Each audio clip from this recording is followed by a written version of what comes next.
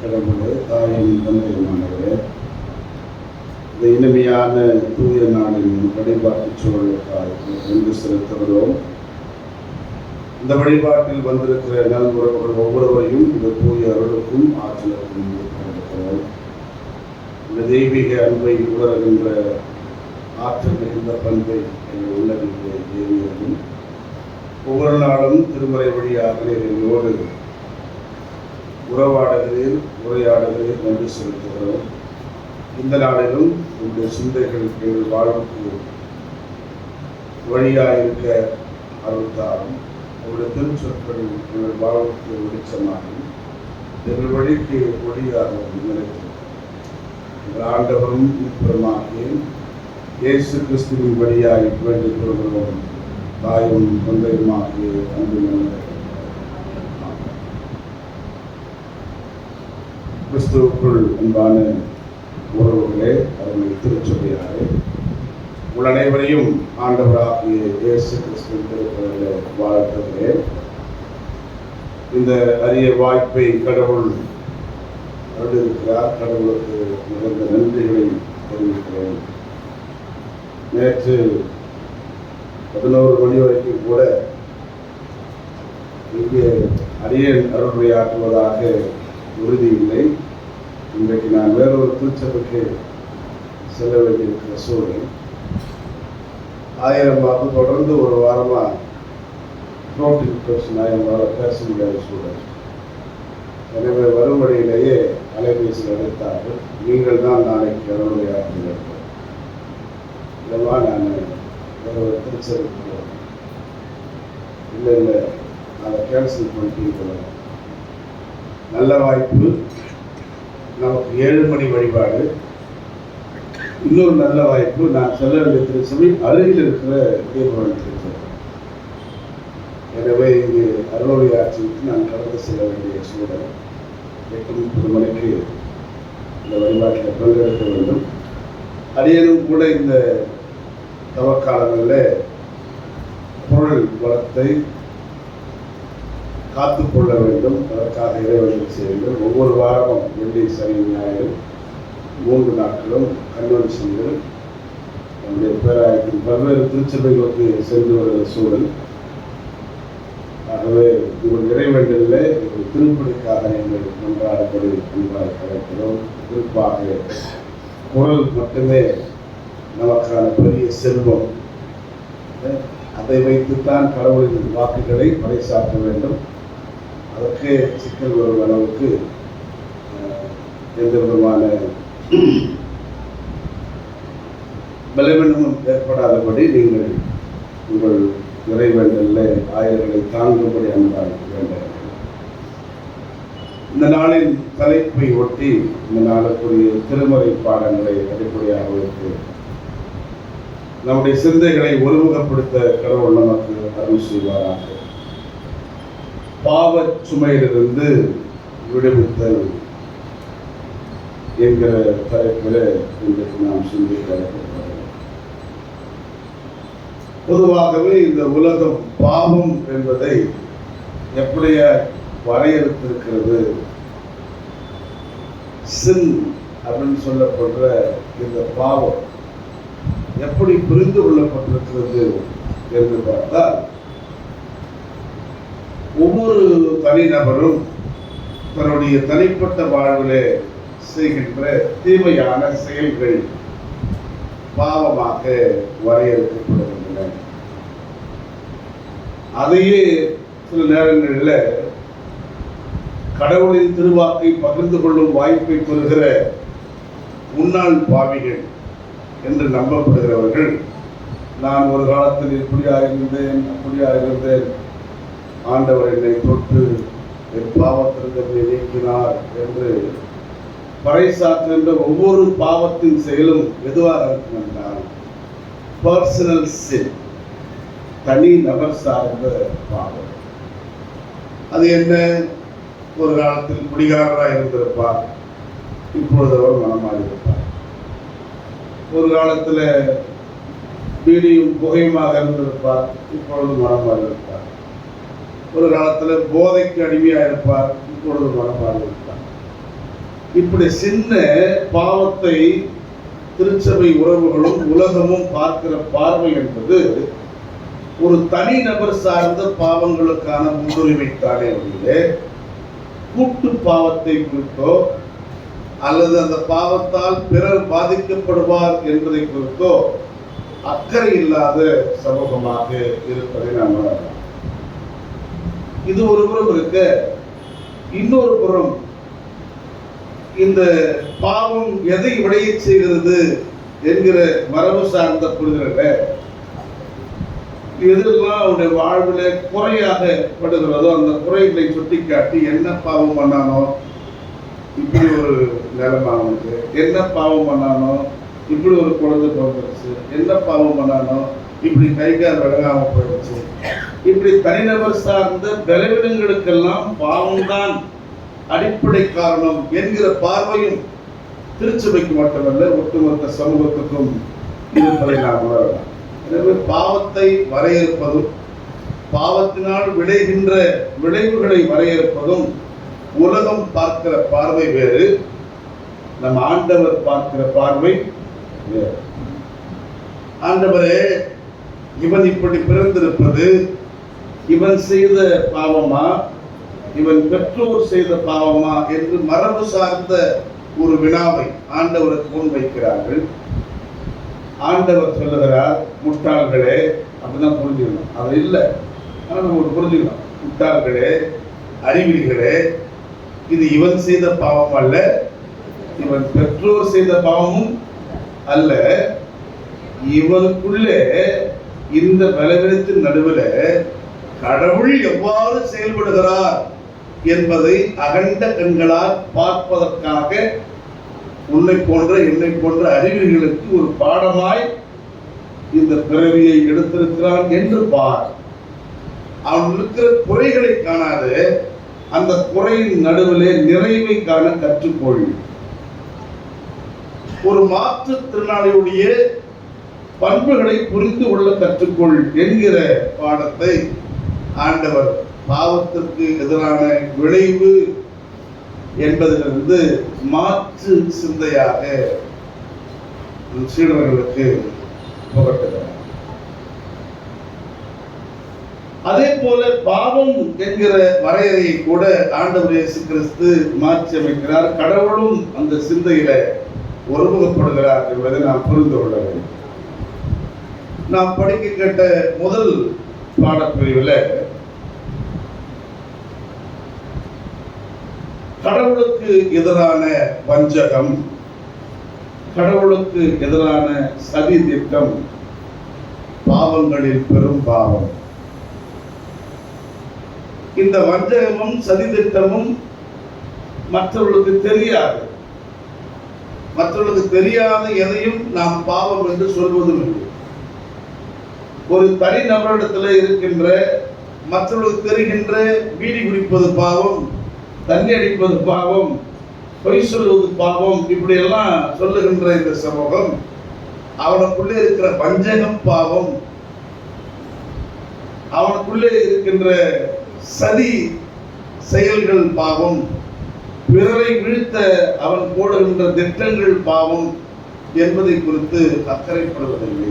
ஏனென்றால் அது யாருக்கும் தெரியாமலேயே நடித்து ஏமாற்றும் அளவுக்கு வஞ்சகம் நிறைந்தவர்களாய் மக்கள் சமூகம் இருக்கத்தான் செய்கிறார். அருகில் இருப்பவரே எப்படிப்பட்ட பள்ளத்தை தோண்டிருப்பார்னு தெரியாத அளவுக்கு அவருடைய வஞ்சகம் சூழ்ச்சி மிகுந்ததாய் இருப்பதை நாம் அறிவோம். ஒருவேளை மனிதனுடைய பார்வைக்கு இந்த வஞ்சகம் மறைக்கப்படலாம், மறைக்க நீங்கள் முற்படலாம் அல்லது நாம் முற்படலாம். ஆனால் கடவுளின் பார்வைக்கு இந்த உள்ளத்தை மறைக்க முடியாது. என்றால் மனிதன் முகத்தை பார்த்து ஏமாறுகிறான், கடவுள் உள்ளத்தை ஆய்கிறவர், அதுவும் ஆழத்தின் வரை செல்லக்கூடியவர். இந்த பகுதியில தாவீது ஒரு மிகப்பெரிய பேரரசர். தாவீது நினைத்தால் சாதிக்க முடியாத செயல்கள் ஒன்றுமே இல்லை. ஆனால் தாவீது ஒரு சின்ன பிள்ளைத்தனமா அல்லது ஒரு ஒரு அந்த என்ன சொல்ற அந்த கேவலமான செயல் அது. அப்படி ஒரு கேவலமான செயலை அவருடைய அரச வாழ்விலே நிகழ்த்தி விடுகிறார். யாருக்கும் தெரியாது என்று இதை நினைக்கிறார். கடவுள் நாத்தானை அழைத்து தாவீதிடம் அனுப்பி தாவீது தான் செய்த குற்றத்தை, வஞ்சகத்தை உணர்கின்ற வாய்ப்பை தருகிறார்.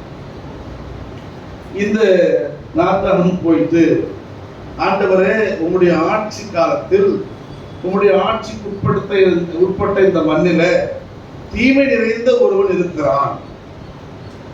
அவனுடைய பாவம் மிக கொடுமையானது. என்ன என்று அவர் கேட்க, நம்முடைய மண்ணில் 2 மனிதர் இருக்கிறார்கள். அதில் ஒருவர் மிகவும் செல்வந்தர், ஒருவர் மிகவும் வறியவர். அந்த வறியவரிடத்தில் ஒரே ஒரு ஆட்டுக்குட்டி இருந்தது. அந்த ஆட்டுக்குட்டி பாசம் நிறைந்த ஒன்றாக இருந்தது. எனவே அந்த வறியவர் அந்த ஆட்டுக்குட்டியை ஒவ்வொரு நாளும் தன் சொந்த மகளைப் போல பாவித்து அந்த ஆட்டுக்குட்டியை காப்பாற்றி வந்தார். செல்வரிடத்திலோ எண்ணிக்கையில் அடங்காத ஆட்டுக்குட்டிகள் இருந்தன.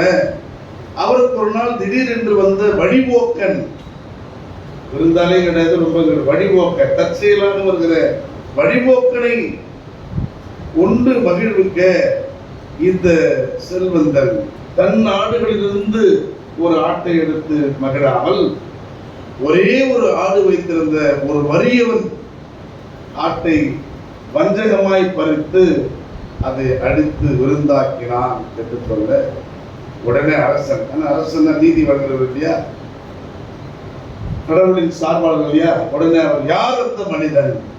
அவன் இந்த நாட்டில், இந்த உலகத்தில் வாழவே தகுதி அற்றவன், அவனை சாகடிக்க வேண்டும் என்று கட்டளையை பிறப்பித்தார். அரசன் கட்டளை உண்மையிலே என்ன பண்ணி அவன் உடனடியாக நிறைவேற்றப்பட வேண்டும். அப்பதான் நாத்தான் சொல்றாரு, நீயே அந்த மனிதன். ஒரு அரசனுக்கு எதிராக அவன் செய்த குற்றத்தை துணிந்து சொல்லுகின்ற ஒரு வாய்ப்பு கடவுளின் பிள்ளைகளுக்கு மட்டுமே உண்டு. அதை துணிந்து சொல்லும் நெஞ்சுரும் நமக்கு தேவை. எனவே கடவுள் இறைவாக்குகளை இப்படித்தான் வரலாற்றில் பயன்படுத்தி வருகிறார். இந்த நாத்தானும் ஒரு இறைவாக்குகளாக மிக துணிந்து ஒரு கதை வடிவிலே தகவலை சொல்லி, நீயே அந்த மனிதன் என்று சொல்கிறார். நடந்தது என்ன? கடவுள் இங்கே வேதனையோடு ஒன்றை பதிவிடுகிறார். தாவீதே, எவ்வளவு கேவலமாக இருந்தாய், எந்த தாழ்நிலையில் இருந்தாய், எந்த குப்பையில் இருந்தாய், உன்னை நான் கொண்டு வந்து இங்கே அமர்த்தி எல்லா வளங்களையும் கொடுத்தேனே. சவுலின் அரசாட்சி மட்டுமல்லாமல் சவுலின் அனைத்து சொத்துக்களையும், நடமாடும் சொத்துக்களையும், நிலைத்திருக்கிற சொத்துக்களையும் கொடுத்தேனே. அதை விட கொடுமை கூடுதல் அவர் சொல்றாரு, சவுலின் அனைத்து மனவாட்டிகளையும் உனக்கு மனைவியாக்கினேனே. அரண்மனையில அந்த புறத்துல அரசன் விரும்பினால் மகிழ்ந்திருப்பதற்கு அந்த புறத்தில் அழகிகளை மனைவியாக்கிக் கொள்வது உண்டு. அது ஒருவேளை அந்த காலத்துல மரபு சார்ந்து அது பாவமே இல்லை என்பது போல நம்பப்பட்ட ஒரு காலம். எனவே அந்த காலத்தை சொல்றாரு, உனக்கு எல்லாவற்றையும் கொடுத்தேன், மனைவிகளை கூட உனக்கு மனைவி ஆக்கினேன், உனக்கு இதெல்லாம் போதாதுன்னு என்னிடத்துல கேட்டிருந்தால் எப்படி இருப்பாரு? கடவுள் எந்த அளவுக்கு வேதனைப்படுறாரு, நானே இதை செய்திருப்பேனே. கடவுள் சில இந்த இடத்துல ரொம்ப அவருடைய மனம் நொந்து பேசுகிற செய்தியாக நம்ம பார்க்கிறோம். ஆனால் நீயோ மிக கொடிய வஞ்சகம் செய்தாய், உன் வாளுக்கு உரியாவை இரையாக்கினாய். உரியாவின் மனைவியை நீ அடைவதற்காக வஞ்சகம் செய்தாய். நாடே போர்க்களத்தில் தள்ளாடி கொண்டிருக்க உப்பரிகையில் நின்று அடுத்தவன் வீட்டு மனைவியை இச்சையோடு பார்க்கிற சிந்தை இருக்கிறது. அது கேவலத்திலும் கேவலம். ஈழத்தில் போர்க்களமா? ஈழத்தில் தமிழர்கள் கொன்று குவிக்கப்படுகிறார்களாம். இங்கே ஒருவர் போற்றில் உருவெடுத்து மகிழ்ந்திருந்தார். நாடே இங்கு போர்க்களத்தில் இருக்கிறதா? இவர் நினைத்தால் எப்பொழுது வேண்டுமானாலும் தன் உடல் இச்சையை போக்கிக் கொள்ள கடவுளே அருளியதாக சில வரம்பு மீறிய துறைகளை எல்லாம் அங்கே கடவுள் சுட்டி காட்டுகிறார். அதையும் தாண்டி ஒரு உரியாவின் மனைவியை, தன் போர் சேவகன் மனைவியை அடைவதற்காக இந்த தாவீது செய்த வஞ்சகம் பாவத்திலும் கொடிய பாவம். அதுவும் யாருக்கு எதிராக என்றால் ஒரு அப்பாவி மனிதனுக்கு எதிராக. இந்த உரியா மிக மிக அப்பாவி. போர்க்களத்திலிருந்து வருகிறார் தகவலை சொல்ல. தகவலை பெற்றுக்கொண்ட அரசன் சொல்றான், இது தப்பு பண்ண பிறகு, உரியாவின் மனைவி தனக்கு சொந்தமாக்கி விட்ட பிறகு நடக்கிற சம்பவம். இன்று இரவு நீ போய் உன் குடும்பத்தோடு இரு, நாளை காலை நீ போர்க்களத்துக்கு போனால் போதும், பொழுது போயிற்று என்று சொல்ல அந்த அப்பாவி சொல்கிறான், ஆண்டவரே, நாளே போர்க்களத்தில் இருக்க நான் போய் என் மனைவியோடு பகிர்ந்திருக்க முடியுமா? அந்த உள்ளம் இடம் கொடுக்குமா? ஒருவேளை இரவு பொழுது நான் கிடைக்க வேண்டுமானால் இங்கேயே அரண்மனை வாயிலேயே நான் படுத்து கிடந்து மறுநாள் காலை எடுத்து போவேன். அப்படித்தான் அந்த அப்பாவி. இவன் செய்த சூழ்ச்சி தெரியுமா? அதை விட கொடுமை. அன்று இரவு அவன் போய் படுத்திருந்தான், அதன் மூலம் கன்சீவ் ஆகிற குழந்தை அவன் இருப்பான். அதான் சூழ்ச்சி. எனவே தாவீதுடைய உச்சபட்ச பாவமாக கடவுள் காண்கிற ஒரு செயலாக அதை பார்க்கிறோம். ஒன்றை அடைவதற்கு நாம் உள்ளத்தில் தீட்டுகிற சந்திட்டங்கள் எவ்வளவு கொடுமையானவை. அதுவும் சாதாரண செய்தி இல்லை, ஒரு இச்சை. அதனால்தான் வழிபோக்கன் அப்படின்னு ஒரு கதை அந்த கதையில சொல்றாரு. வழிபோக்கன் அந்த இச்சை, அவ்வப்போது வந்து போகிற வழிபோக்கன், விருந்தாளி கூட கிடையாது, அந்த அளவுக்கு மதிப்பு மிகுந்த ஒன்று இல்லை. அந்த வழிபோக்கனுக்காக ஒரு மகளாய் பாவிக்கின்ற ஒரு சிறிய ஆட்டுக்குட்டியை கொள்ளும் அளவுக்கு, அதை வஞ்சித்து பறித்துக் கொள்ளும் அளவுக்கு, அதை அடைவதற்காக அதன் தந்தையே சாகடிக்கும் அளவுக்கு கொடிய பாவச் செயல் என்பது இங்கே கடவுளால் சுட்டிக்காட்டப்படுகிறது.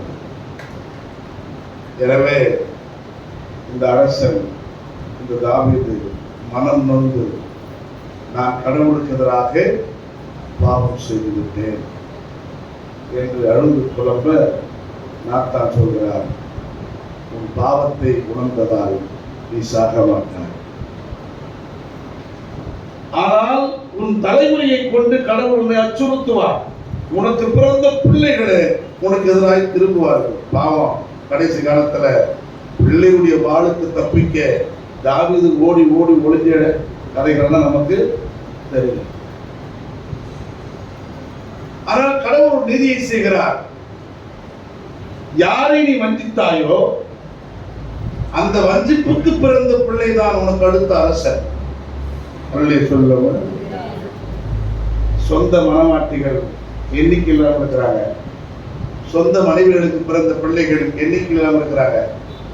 ஆனால் யாரை வஞ்சகமாய் தனக்கு மனைவியாக்கி கொண்டாரோ அவருக்கு பிறக்கிற இரண்டாம் பிள்ளையாகிய சாலமோனை அவருக்கு அடுத்து அந்த நாட்டுக்கு அரசனாக்குகிறார். இதுதான் கடவுள் நீதி. ஆகவே அன்புக்குரிய உறவுகளே, நம்முடைய உள்ளங்களில் இருக்கிற வஞ்சகங்களை நாம் சீர்தூக்கி பார்க்க அழைக்கப்படுகிறோம். நாம் ஒன்றை அடைவதற்காக நம்முடைய உறவுக்கு எதிராக நாம் செய்கிற சதித்திட்டம், அவர்களின் அழிவிலே மழுகிற அரக்கத்தனம், இது கொடிய பாவம். இந்த பாவத்தை குறித்து நாம் கொஞ்சமும் என்ன பண்ணதில்லை, அக்கறைப்படுவதில்லை. இது பாவம் என்றே சில நேரங்களில் சொல்வதில்லை. ஏன்னா எல்லாரும் சேர்த்தார் என்ன அதுதான் இருக்குது, அவன் நியாயமா இவன் நியாயமா மற்றவங்க மேல இருக்கிற நியாயங்களை போட்டு வச்சு தான் செய்கிற பாவங்களை மூடி மறைக்கிறவர்களாக இருக்கிறார். ஆனால் கடவுள் பார்க்கிறார். கடவுள் என்னை பார்த்து சொல்லுகிறார், உன் வாளுக்கு நீயே இரையாவாய். அந்த தீங்கை செய்த வஞ்சகம் நிறைந்த சூழ்ச்சி மிகுந்த கயவன் நீயே என்கிற குற்றச்சாட்டை நம் மனச்சாண்டத்துக்கு கடவுளுக்கு செல்லுகிறார். அடுத்ததாக நாம் படிக்க கேட்ட திருப்பாடல்கள், திருக்குறள் படிகள், அப்போஸ்தலர் 8ஆம் பிரிவு. அங்கே சமாரியாவில் சீமோன் என்கிற மாயவித்தைக்காரன் தன் மாயவித்தைகளால் மக்களை தன் வசப்படுத்தியிருந்தான். மாயவித்தைன்றது ஒரு பொய், மேஜிக். அது மிகப்பெரிய பொய், கண்ணை ஏமாற்றும் பொய். அந்த மேஜிக் சேர்த்து ஒரு டெக்னிக் தேவை. அந்த டெக்னிக்ல வாழ்க்கையை ஓட்டுற அந்த பிசாசு அதை வைத்து மக்களையே தன் வசப்படுத்தி இருந்தான். அதுவே அவனுக்கு பெரிய அங்கீகாரம். ஆனால் இவனுக்கு வேறொன்று ஒரு பெரிய அங்கீகாரமாய் காட்சியளிக்கிறது. அது என்ன என்றால், பிலிப்பு அங்கே அருளையாற்றி மக்களை எல்லாம் ஆண்டவர் இயேசுவுக்கு பின்னால் திருப்புகிற சூழல்ல இவரும் மனம் மாறி, எவரோ இந்த மாயவெற்றிக்காரனாகிய சீமோனும் மனம் மாறி கிறிஸ்துவை ஏற்றுக்கொண்டு திருமுழுக்கை பெற்றுக் கொள்கிறார். இப்படி இஸ்ரேலிலே சமாரியாவிலே அனைத்து பிறையினத்து மக்களும் ஆண்டவரை ஏற்றுக்கொள்கிறார்கள் என்ற செய்தி சனகரிப் சங்கத்துக்கு போன உடனே அங்கே பேதுருவையும் யோவானையும் அவர்கள் அனுப்பி வைக்கிறார்கள். கூடுதலாக பிலிப்புவினுடைய திருப்பணியை இன்னும் வலிமைப்படுத்த அவர்கள் பிலிப்புவின் திருப்பணியை வலிமைப்படுத்துவதற்காக தொடர்ந்து பணியாற்றி கொண்டிருக்கும் பொழுது அந்த பேதுரு யார் மீதெல்லாம் கைகளை வைக்கிறாரோ அவர்களெல்லாம் தூய ஆவியின் அருளை பெறுகிறார்கள். அதற்கு முன்பு வரை அவர் மனம் திரும்பி திருமுழுக்கை மட்டுமே பெற்றிருந்தார்கள். இந்த தூய ஆவியை பெறுவது என்பது திடப்படுத்தலின் அடையாளம். திருமுழுக்கு என்பது ஒரு பிரைமரி ஸ்டேஜ் டு என்டர் தி கடவுளின் மந்தையில இணைவதற்கு. தூய ஆவியை பெறுவது என்பது ஒரு மெச்சூர்ட் ஸ்டேஜ். அந்த ஆவியை அருளுகின்ற ஆற்றலை கடவுள் அவருடைய பிள்ளைகளுக்கு அருளுகிறார். இன்றைய காலத்துல நாம் திருமுழுக்கை ஒரு சாதாரண ஆயர் வழியாக பெற்றுக்கொள்ள முடியும். திடப்படுத்தலை பேராயரால் வழங்கும் வாய்ப்பை பெறுகிறோம். பேராயர் கைகளில் வைத்து தலை மீது வைத்து ஆசி செய்ய திடப்படுத்தல் பெறுகிற பிள்ளைகள் ஒவ்வொருவரும் தூய ஆவியாரின் அருளை பெறுகிறார்கள். அதன்படி அவர்களே அறிகின்ற வாய்ப்பை பெறுகிறார்கள். உன்னை அறிந்தால் நீ உன்னை அறிந்தால் உலகத்தில் போராடலாம். ஆகவே இந்த உலகில் தொடர்ந்து நிலைத்து வாழ்வதற்கு, நன்மை தீமை அறிகின்ற அறிவை பெறுவதற்கு தூய ஆவியாரின் ஆற்றல் அவ்வளவு தேவை. இதை கண்கூடாக பார்க்கிற இந்த சீமோன் ஒரு சாதாரண பற்றுறுதியாளன் என்பதை மறந்து, என ஏற்கனவே மாய வித்தையால் மக்களை மயக்கணும் அல்லவா, அந்த தலைமைத்துவ போதை, மக்கள் தனக்கு பின்னால் திரள வேண்டும் என்கிற ஒரு விதமான கயமைத்தனம், இவற்றையெல்லாம் கருத்தில் கொண்டு பேதுரு கிட்ட போய் பணக்குட்டியை கொடுத்து, நீங்கள் யார் மீதெல்லாம் கை வைக்கிறீர்களோ அவர்களெல்லாம் தூய ஆவியாரின் வரத்தை பெறுகிறார்களே, நானும் அப்படி கை வைக்க அவர்கள் தூய ஆவியாரை பெற வேண்டும், எனக்கு அந்த ஆற்றலை கொடுங்கள் என்று பணம் கொடுக்கிறார். பணத்தை கொடுத்து கடவுளின் அருளை பெற முடியும் என்கிற கயமைத்தனம் மிக மிக கொடுமையான. அதான் சொல்றாரு, உன் பணமும் நீயும் நாசமாய் போவீர்கள். அன்புக்குரிய உறவுகளே, நாம் பெறுகின்ற பொறுப்புகளை எந்த இடத்தில் இருந்தாலும், அது சாதாரண பணியாக இருந்தாலும் உயர்ந்த பணியாக இருந்தாலும், அந்த பொறுப்பை அடைவதற்கு நேர்மையான வழிகளை விட்டு பணம் கொடுத்து அதை பெற வேண்டும் என்று விரும்புகிற எவரும் அந்த பணத்தால் நாசமாய் போவார். அது யாரா இருந்தாலும், சாதாரண ஒரு பிஎம் தொடங்கி ஒரு மிகப்பெரிய பொறுப்பு பெறுகிற ஆள் வரைக்கும் பணம் கொடுத்து ஒன்றை பெற வேண்டும் என்று நினைத்தால் அது இருமாப்பின் அடையாளம். பணத்தால் எதையும் சாதிக்க முடியும் என்கிற திமிரின் அடையாளம். அதை கொண்டு பிறருக்கு கிடைக்க வேண்டிய வாய்ப்பை கூட தட்டி பறிக்க முடியும் என்கிற கயமைத்தனத்தின் அடையாளம். இப்படிப்பட்ட சிந்தையோடு இந்த மாயவித்தைக்காரன் செயலாற்ற கடவுள் எச்சரிக்கிறார், உன் பணமும் நீயும் நாசமாய் போவீர்கள். எனவே கடவுளின் அருள் இலவசமாய் கொடுக்கப்படுகின்ற ஒன்று. கடவுள் யாருக்கு வழங்க விரும்புகிறாரோ அவருக்கு அது நிச்சயமாய் தடையின்றி கிடைக்கும். அதை குறுக்கு வழியில் பறிக்க நினைக்கிற எவரும் அந்த குறுக்கு வழியாலேயே நாசமாய் போவார். எனவே பணத்தை தலையில் வைத்துக் கொண்டு இந்த பணத்தால் எல்லாம் முடியும், பணம் பத்தும் செய்யும் என்கிற பணத்தின் மீது இருக்கிற போதை ஒரு மிகப்பெரிய பாவத்தின் அடையாளம். அதை கொண்டு நாம் கடவுளின் ஆற்றலை கூட பெற முடியும் என்கிற இருமாப்பு கடவுளுக்கு எதிரான பெரும் தீய பாவம் என்பதை நாம் உணர வேண்டும். அடுத்ததாக ஆண்டவர் இயேசு கிறிஸ்து ஒரு இல்லத்திலே அமர்ந்து மக்களுக்கு அருளை ஆட்சி கொண்டிருக்க, அந்த பகுதியை சார்ந்த நீண்ட காலமாக கைகள் கால்கள் வராமல் திமிர்வாதம் பிடித்திருக்கிற ஒரு நபரை ஆண்டவரிடம் கொண்டு போய் எப்படியாவது காப்பாற்ற வேண்டும் என்று விரும்புகிற 4 நபர்கள் அவரை உள்ளே கொண்டு போக விரும்புகிறார்கள். ஆனால் மக்கள் கூட்டம் திரளா இருந்ததால் உள்ளே கொண்டு போக முடியவில்லை. ஆனால் அந்த 4 நபரும் அந்த முயற்சியை விட்டுவிடவில்லை. எப்படியாவது ஆண்டவருக்கு முன் இந்த நபரை கொண்டு போய் ஆக வேண்டும் என்று விரும்பி அந்த வீட்டின் மேற்கூரையை பிரிக்க நினைக்கிறார்கள். அதற்கு பலருடைய உதவியை நாடி இருப்பார்கள். மேற்கூரையை பிரித்து சரியாக ஆண்டவர் இயேசு இருக்கும் இடத்துல வெளிச்சத்தை உருவாக்குகிறார்கள், வெற்றிடத்தை உருவாக்குகிறார்கள். அதன் பிறகு அந்த நோயாளியை கட்டிலில் படுக்க வைத்து கயிறு வாங்கி அது வழியா என்ன பண்றாங்க, இறக்குகிறார்கள். ஆண்டவர் மேலே நோக்கி பார்க்கிறார். அவர்களின் விசுவாசத்தை பொறுத்து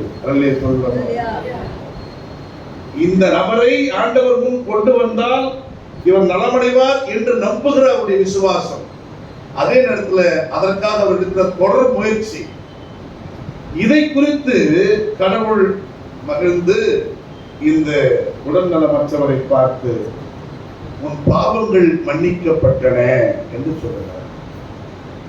உடனே பாவம் என்கிற ஐடியாலஜியை மிகப்பெரிய அளவுல மரபு சார்ந்து புரிந்திருக்கிற மறைநூல் அறிஞர்களும் யூதர்களும் பாவங்களை மன்னிக்க இவனுக்கு தகுதி இருக்கிறதா? பாவங்களை மன்னிக்க கடவுளால் மட்டும்தான் முடியும். ஏன்னா இவன் பாவம் டிஃபைன் பண்றதும் தப்பு, பாவத்தின் விளைவால் தான் நடக்கும்ன்றதும் தப்பு, பாவத்தை கடவுள் தான் மன்னிக்க முடியும் நம்புற நம்பிக்கையும். இங்கே ஆண்டவர் இயேசு கிறிஸ்து ஒரு புதிய சிந்தையை சொல்லுகிறார். பாவங்களை மன்னிக்க கடவுளுக்கு அதிகாரம் உண்டு என்பது ஒரு புறம் இருந்தாலும் மானிட மகனுக்கும் அதிகாரம் உண்டு என்பதை புரிந்து கொள்ளுங்கள்.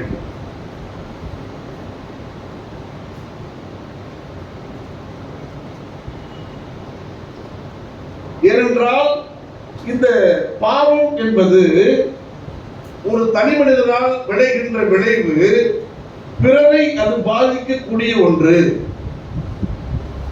யார் யாரை பாதித்தாரோ அவர் அவரிடம் மன்னிப்பு பெற வேண்டும். அதுதான் ஒப்புரவின் அடையாளம். பாதிக்கப்பட்டவரோடு போய் முறையிட்டு மன்னிப்பு கோரி மன்னிப்பு பெறுவதுதான் இந்த உலகத்தில் ஒப்புரவின் அடையாளம் வழிய, நீ ஒருவனை பாதித்து விட்டு இங்க வந்து மன்னி போட்டு ஆண்டவரே பாவத்தை மன்னிச்சிருன்னு சொன்னா அது மன்னிக்கப்படாது. அதனால தான் ஆண்டவர் சொல்றாரு, உன் காணிக்கை அங்கேயே வச்சு போடாது. இந்த காணிக்கையை வச்சு என்ன பண்றனே, என் பாவத்தை கடவுள் மன்னிப்பாருன்னு ஒரு திட்டம் போட்டு வர, இந்த காணிக்கை நான் எடுத்து கூட பார்க்க மாட்டேன், உன் காணிக்கை வச்சு வச்சுப்போம். உன்னுடைய சகோதரனோடு உனக்கு ஒரு முறையீடு இருக்கிறது, ஒரு பிரச்சனை இருக்கிறது, ஒரு தீமை இருக்கிறது.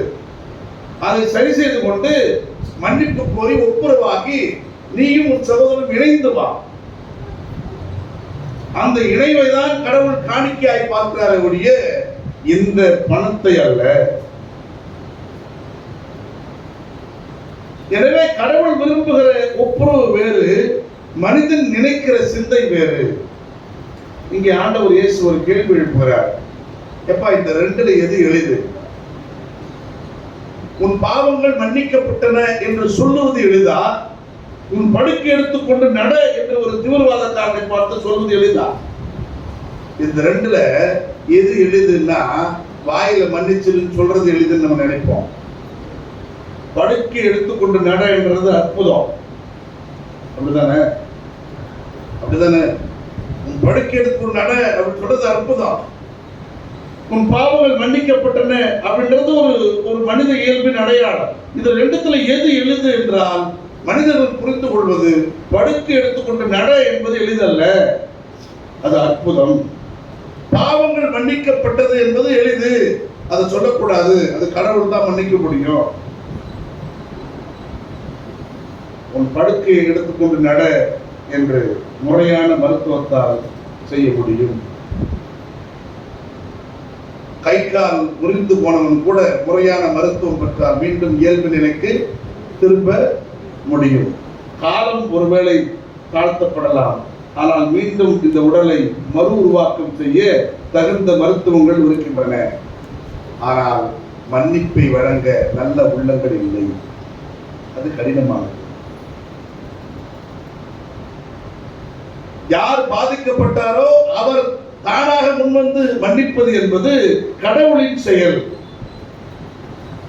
எனவே பாதிப்பை ஏற்படுத்திய குற்றவாளிகள் ஒவ்வொருவரும் தங்கள் குற்றத்தை உணர்ந்து யாரை பாதித்தோமோ அவரிடத்தில் நேரடியாக சென்று வெளிப்படையாக மன்னிப்பு கோர கற்றுக்கொள்ளுங்கள். அந்த மனசு யாருக்கு இல்லை, அது இறுக்கி போயிருக்கிறது. ஈகோவால அது ரொம்ப இறுக்கி போயிருக்கிறது. எனவே கடினமான இந்த குற்றத்தை உணர்கிற செயலை செய்ய கற்றுக்கொள்ளுங்கள். ஒரு நோய்வாய்ப்பட்டிருக்கிற ஒருவனை நலமாக்க ஒரு சாதாரண மருத்துவரால் முடியும். அதையே பார்த்து பிரமித்து இது அற்புதம் என்று நினைக்கிறீர்கள். அதை விட அற்புதம் எதுவென்றால், இறுகி போயிருக்கிற உள்ளம் தளர்ந்து உனக்கு எதிராக குற்றம் செய்த ஒருவனை மன்னிக்கும் பண்பு இருக்கிறது, அது கடவுளின் பண்பு அடையாளம்.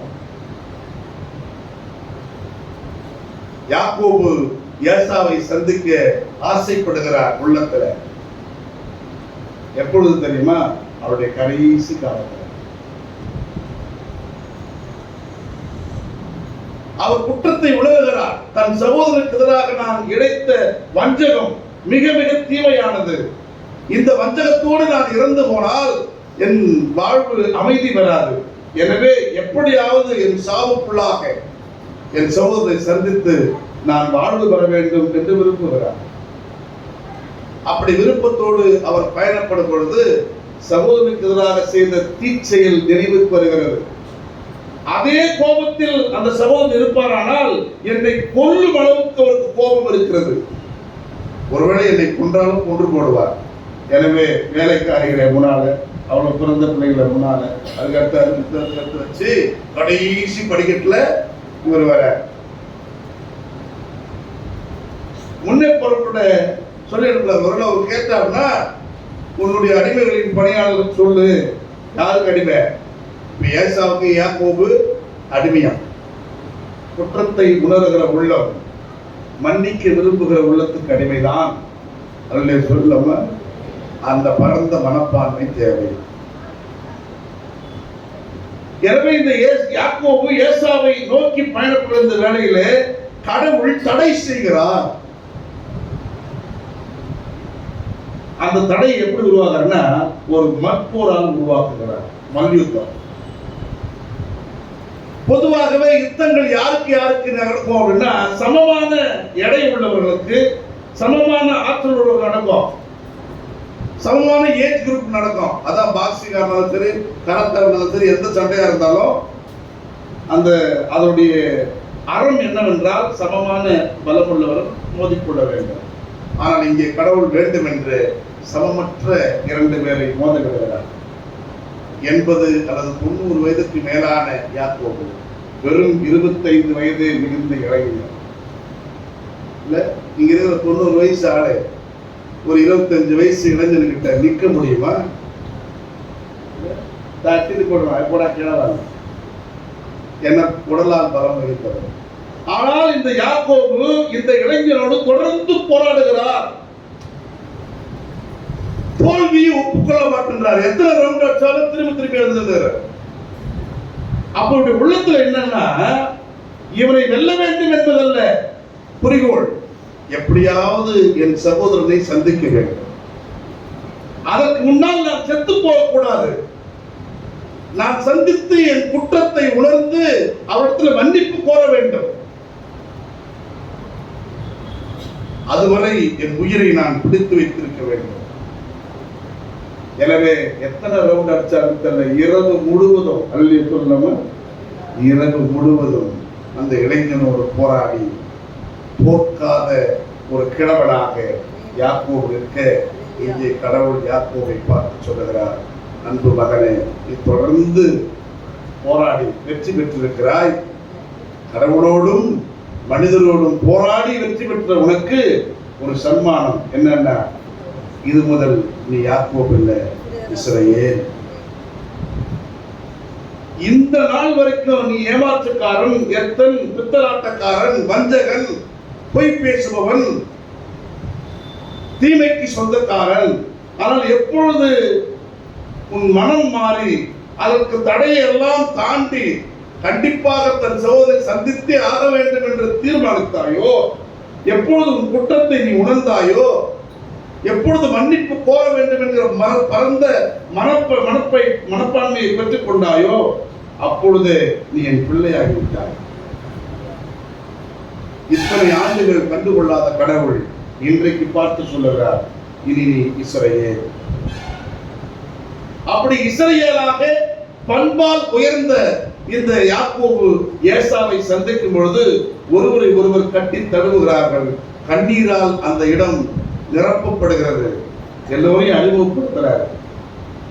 இவங்க யோசித்து பாருங்க, ஆஃப்டர் லாங் கேப் ஒரு 2 ஜெனரேஷன் 3 ஜெனரேஷன் போனதுக்கு அப்புறம், அண்ணா இவங்க எல்லாம் என்னோட துணைவியார், இவங்க எல்லாம் என் பிள்ளைங்க, இவங்க எல்லாம் என் பேர பிள்ளைங்க அப்படின்னு அறிமுகப்படுத்தும் பொழுது அண்ணனோடு வருகின்ற அண்ணிமார், அவங்களுக்கு பிறந்த பிள்ளைகள், அவங்கெல்லாம் ஒருத்தர் கட்டித்தழுவு அங்க இருக்கிற அந்த உறவுக்கு ஈடா எதையுமே நம்ம சொல்ல முடியாது.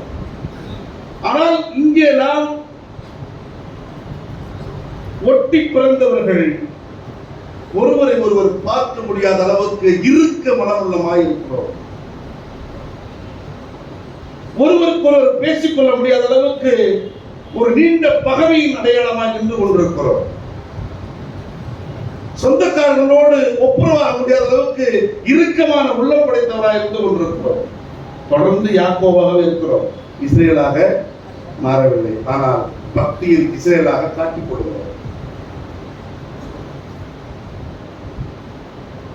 உள்ளத்தை திறந்து, ஆண்டவரே, என் உறவுக்கு எதிராக நான் இழைத்த தீமை என்ன? என் நண்பனுக்கு எதிராக நான் இழைத்த துரோகம் என்ன?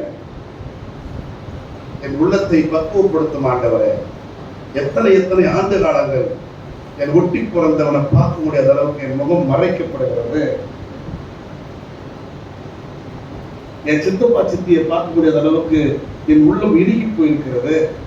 என் அண்ணன் அண்ணியோடு உறவு கொள்ள முடியாத அளவுக்கு என்னுடைய பகைமை உணர்வு தலை தூக்கி ஆடுகிறது. ஆண்டவரை, நான் எப்பொழுது இஸ்ரவேலாக முடியும்? இந்த நிலைமை நீடிக்கும் வரை நீ எவ்வளவுதான் பக்தி வேஷம் போட்டாலும் நீ ஏமாற்றுக்காரன், எத்தன், புத்தலாட்டக்காரன் யாக்கோபு தான். உன் மனம் மாறி நீ யாரை பாதித்தாயோ அவனோடு கட்டித்தழுவ முற்பட்டு விட்டால் அந்த நொடி பொழுது நீ இஸ்ரவேல். இப்படி மன்னிப்பை பெற விரும்புகிற மனிதரின் மனம் ஒருபுறம் இருக்க, மன்னிப்பை கொடுக்க விரும்புகிறவன் மிகப்பெரியவனாய் காட்சி அளிக்கப்படுகிறான். அவன் தன் சகோதரன் தனக்கு இழைத்த தீங்கை எல்லாம் மறந்து போனான். என் சகோதரன் என்னை நோக்கி வருகிறான் என்று சொன்ன உடனே இவன் தத்தி தத்தி நடக்கிறான். குற்றத்தை உணர்றத மன்னிக்க விரும்புகிறோம், ஓடியாரான். அல்ல சொல்லாம நீங்கள் ஒவ்வொருவரும் மன்னிக்க விரும்பினார் ஓடி போய் உன் சோதனை கட்டி தழுவுங்கள். அவன் குற்ற உணர்வை புரிந்து கொள்ளுங்கள். அதை விட ஒரு பெரிய கிறிஸ்தவ பண்பு இந்த உலகத்தில் ஒன்று. ஓடிப்போம். அவன் உன்னை பார்த்து தட்டி தட்டி தான் நடப்பான். ஏன்னா குற்றத்தை உணர்கிற உள்ளமுடையவனாய் பயந்து பயந்து பயந்து தான் நெருங்கி வர முயற்சி செய்வான். அவன் வருகிறான் என்கிற உணர்வை புரிந்து கொண்டால் நீ ஓடி போய் கட்டி தழுவு. நீ ஏசாவாக உருமா. அப்படி கட்டி தழுவும் போது அவன் பார்வையில நீ கடவுளாய் காட்சி அளிப்பான். இந்த நிமிடம் வரை எனக்கு அண்ணன், இந்த நிமிடம் வரை எனக்கு சித்தப்பா, இந்த நிமிடம் வரை எனக்கு தம்பி, இந்த நிமிடம் வரை எனக்கு அப்பா, இந்த நிமிடம் வரைக்கும் எனக்கு பெரியப்பா, இந்த நிமிடம் வரைக்கும் என் நண்பன். ஆனால் இப்பொழுது என்னை மன்னிக்க விரும்பி ஓடி வந்து கட்டி தழுவியதால் என் பார்வைக்கு நீ வெறும் மனிதனாய் காட்சியளிக்கப்படவில்லை, கடவுளாய் காட்சியளிக்கப்படுகிறார். அதைத்தான் யாக்கோபு ஏசாவை பார்த்து சொல்லுகிறார், அண்ணா நான் கொண்டு வந்த பரிவட்டங்களை வேண்டாம் என்று தள்ளிவிடாது, அதை ஏற்றுக்கொள்.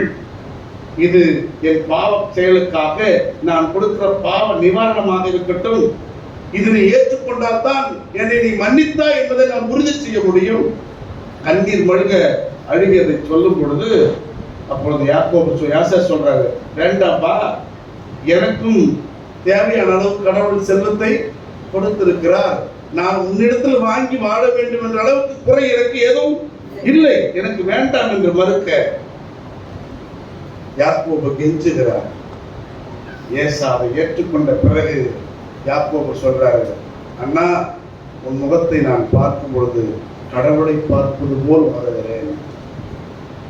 மன்னிப்பை கோர விரும்புகிறவன் நல்ல மனிதன், மன்னிக்க விரும்புகிறவன் கடவுள். இங்க எத்தனை பேர் ஒப்புரவாக முடியாம, மன்னிக்க முடியாம இறுக்கமான மனதோடு அமர்ந்திருக்கிறோம். இது எவ்வளவு பெரிய பாவம் என்பதை ஒரு நிமிடம் பொழுதாவது நாம் உணர்ந்திருக்கிறோமா? இதை தவிர்த்து விட்டு அவன் பாவி இவன் பாவி இவன் பாவி, அவன் பீர் குடிக்கிறான், அவன் சிகரெட் குடிக்கிறான், அவன் தண்ணி அடிக்கிறான், ஆடாமச்சு அவன் சாவறாங்க. அவன் நினைச்சா மனசு மாற எல்லாம் போறான். அதை விட கொடுமையான பாவி நீ உணர்றியா?